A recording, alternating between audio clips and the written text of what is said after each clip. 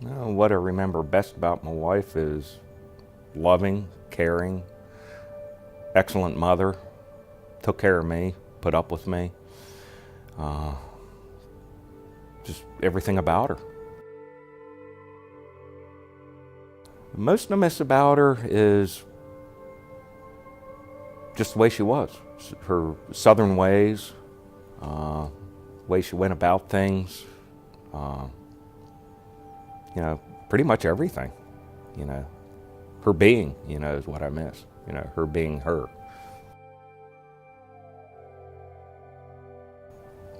I believe doctors killed her, because if they would have known what they were doing in the first place, she would have survived it.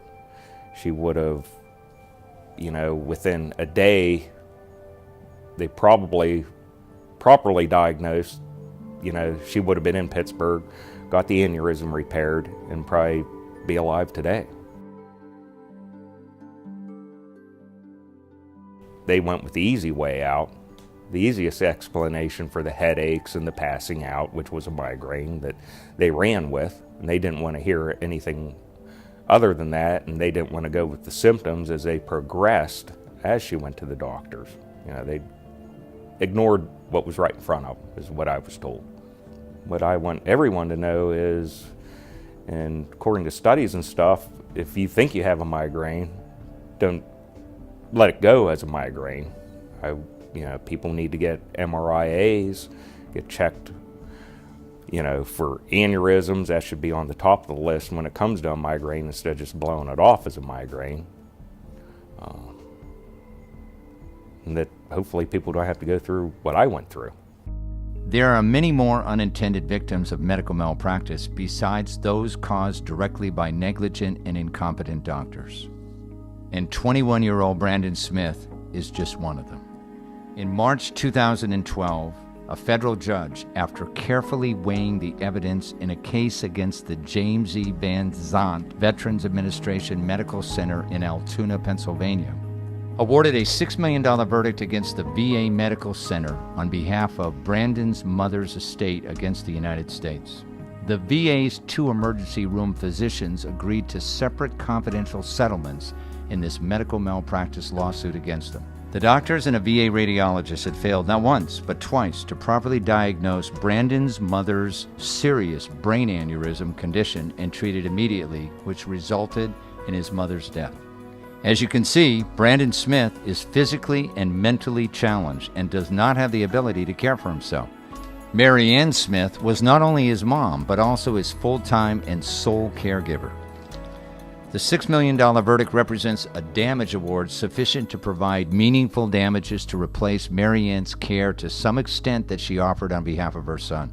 Because Brandon Smith is one of those unintended victims of medical malpractice that genuinely deserves justice. Today, the Insider Exclusive goes behind the headlines and when doctors go wrong, undiagnosed brain aneurysms, to examine how Victor Pribanic, founding member of Pribanic Pribanic, is getting justice for the Smith family in a very heartbreaking medical malpractice case. Victor Pribanic has earned the highest respect from citizens and lawyers alike as one of the best trial lawyers in White Oak, in Pennsylvania, and in the United States. His goals, not only to get justice for his clients, but to make sure that everyone is treated with equal respect and dignity as guaranteed under the Constitution of the United States. His passion is problem solving. He approaches each medical negligence case as a scientist and a lawyer trying to solve a puzzle. And because he's seen many patients suffer needless pain and injury, he makes it his dedicated mission to get legitimate, truthful answers to tough questions and issues, which result in hospitals and doctors being more responsible to patients and society. These successes drive him to help more people who have been harmed by incompetent and negligent doctors. Victor has built a substantial reputation by consistently winning cases other law firms have turned down. His amazing courtroom skills and headline-grabbing success rate continue to provide his clients with the results they need and the results they deserve. This is the Insider Exclusive, live from White Oak, Pennsylvania.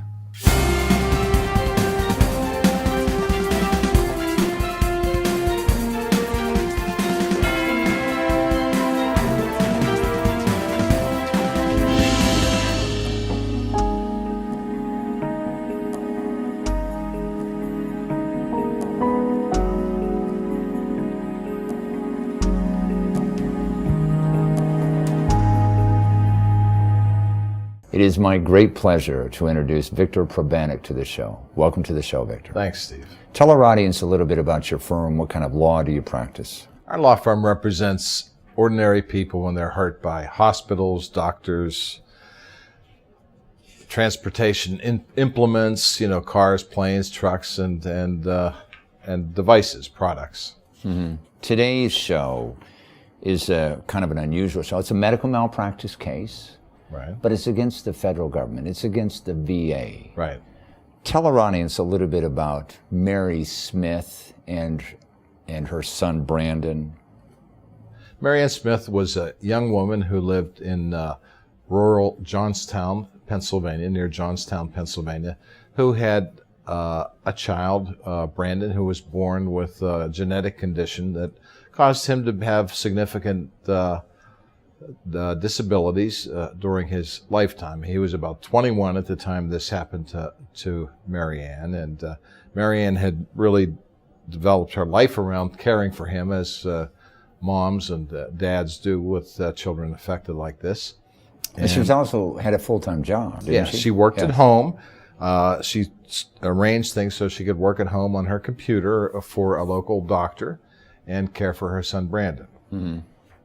And she started developing a headache and passed out one morning, very early in the morning, in the bathroom, and had some other symptoms that she reported. Having been an Air Force veteran, she reported to her healthcare provider at the VA hospital. She spoke to a physician's assistant, said that could be serious, could be a brain bleed, is what she testified to later. Because in her family, she had a history of that, didn't she? One of her relatives had suffered an aneurysm, and she was told to come to the local VA hospital, the James Van Sant Hospital in Johnstown.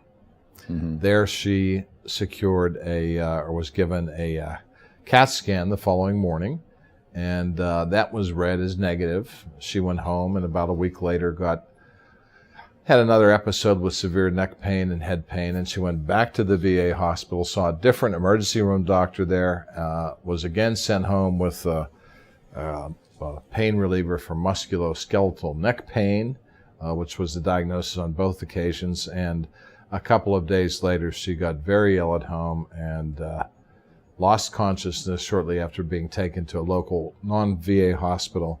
And it was discovered that she'd had an aneurysm in her brain all the while, and that should have been diagnosed in the beginning. Should have been diagnosed 10 days, 2 weeks earlier, that had burst, destroyed her brain, and took her life a few days later, leaving Brandon and her husband, Dan, alone.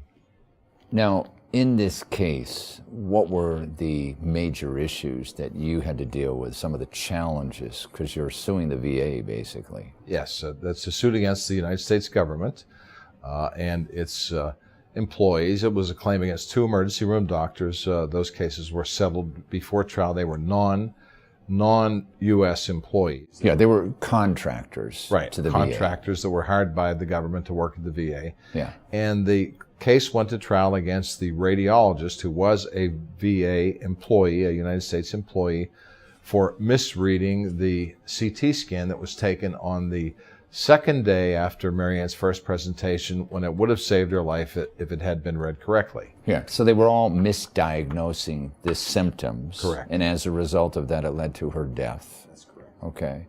What are some of the challenges when you sue the United States government in cases like this? Well, those cases are brought. You can't have a jury trial, Steve. Yeah. They're limited by the statute because the government has immunity from this kind of suit. They waived it to an extent. You're limited to a non-jury trial, or so-called bench trial, before a judge. Yeah. And the judge then, who is a United States District Court judge, has to decide the liability of the United States of America for a tort or a negligent act on the part of any government employee. What are the advantages or disadvantages, as a lawyer that's practiced law for 30 years, to having your case tried by one single person, a federal court judge? Well, if you have a fair, right-minded judge, there's no disadvantage to it at all. If, on the other hand, you were to get a judge who had an obvious bent or predilection for the government. It could be challenging, just like it would be with a jury who had, a predisposition of some kind. The cases are tried a little bit differently. We had a great trial in Johnstown, Pennsylvania, in front of Judge Kim Gibson, a male Judge Kim Gibson, and was a excellent trial. But we tried the case in just the same way you would do it to a jury, because a judge is, after all, the same type of human fact finder that a jury is. So I used all the same visual aids, the same, poem I read in the closing argument, and the same things that I would do just as if I tried the case in front of a jury. Now, essentially, this was a medical malpractice case, Yes. wrongful death case. Correct. The verdict turned out to be what? The verdict was a little bit over $6 million, Steve. And then did that include, that's the entire amount of money? The entire verdict, and Now, the United States government appealed that, didn't they? they did. In that case, they On what basis did they appeal it? They didn't ever really articulate that, and in fact, they withdrew the appeal a few days ago. Did they? Yes. So it stands. Yes. Well, congratulations on that. Today we are fortunate to have Mary's husband, widower, here, Dan Smith. So we're going to bring him on right now.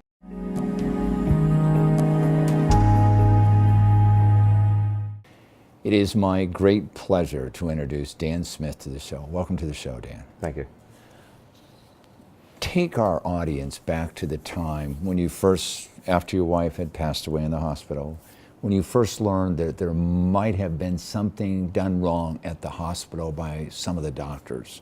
What were your thoughts? Well, I knew there was something done wrong by the doctors, And why is that? due to the fact that I was told that by the doctors at the hospital. The other doctors, not the treating physicians, correct? The treating physicians, when she got to Pittsburgh, What did they say to you? They couldn't believe the condition she was in. That it had gone on for as long as it did, being treated for migraines when it was not migraines. She had told those doctors that her family had a history of this, right? Yes, the one doctor, it had been mentioned. Yeah. If you had those doctors in front of you today, what would you say to them? I don't think it was, but to the doctors that Misdiagnosed your wife's condition. Well, I don't think I would tell them to get their act together. That'd be the simplest thing to say. Every year there's a lot of medical malpractice cases, and as we have learned, probably about half of the medical malpractice cases are as a result of misdiagnosis.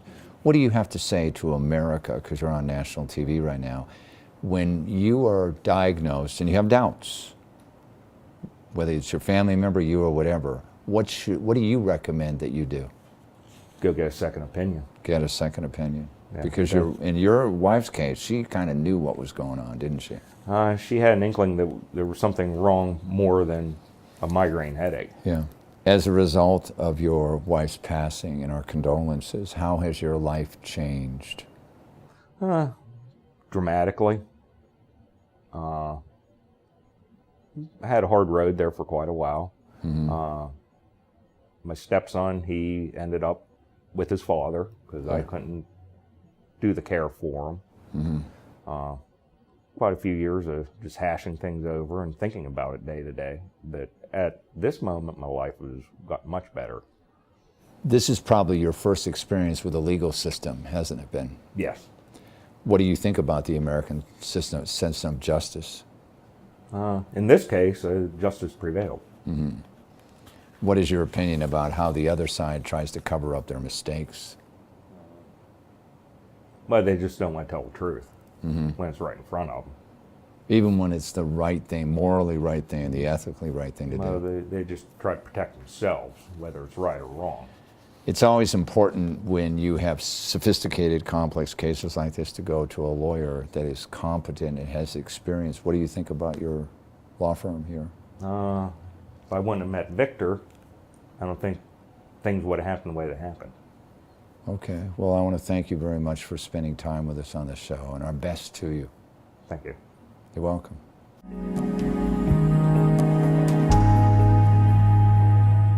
Medical malpractice cases are difficult cases to prosecute, aren't they? They are. And why is that? They can be complicated, and there's a challenge of being able to communicate sometimes complicated issues to everyday people like you and I to allow us to understand them. And there's a resistance level on the part of judges or juries to finding against hospitals or doctors. So there has to be clear and convincing evidence that there was really a lot of negligence resulting in serious injury. I right? think there does. And in Mary Ann's case, the pictures told 1,000 words, or pictures said 1,000 words. There Yeah. were pictures of her brain that showed swelling that was not normal, that was ignored. Yeah, misdiagnoses are common forms of medical malpractice, aren't they? According to the medical authorities themselves, it is the most common form of medical error. Preventable error, Absolutely. correct? You know, there's a figure that we commonly come across, and this may sound shocking, that approximately 98,000 people die at the hands of incompetent and negligent doctors every single year. That's right. I mean, it sounds like a lot of people, but it really happens, doesn't it? 100,000 people approximately a year, and 90,000 of them will never see a lawyer, will never know that they've been harmed by a negligent act, and will never bring a lawsuit. Why is that? They just don't know. They just, Because they think it's part of life. yeah, or they're told that it's one of those things. We did our best, but your husband is gone, or your son is gone, or your wife is gone. And Yeah. some people inquire, but it appears only 1 in 10. Do you have a lot of people who contact you regarding medical malpractice cases, and how do you evaluate the cases that you feel are the most worthy to represent? We have the good fortune of having many people contact us, and we don't take them unless there's a really serious injury, Yeah. or a death, and then we look at them and we try to do what's right. Whether they're difficult cases or easy cases, we try to take them if it's the right thing to do on that case. Okay. Do you think, as a result of lawsuits filed against doctors or hospital or healthcare workers when they have done wrong, do you think that improves the safety for all of us? Absolutely, no question about it. Probably the single driving engine for safer hospitals in America is the presence of the threat of liability, sad to say, for mistakes that occur otherwise. Well, thank you for sharing this case with us. You did a great job, and everybody appreciates it. Thank you, Steve. You're welcome. Thanks for joining us. You can get more information about our guest and the issues at insiderexclusive.com.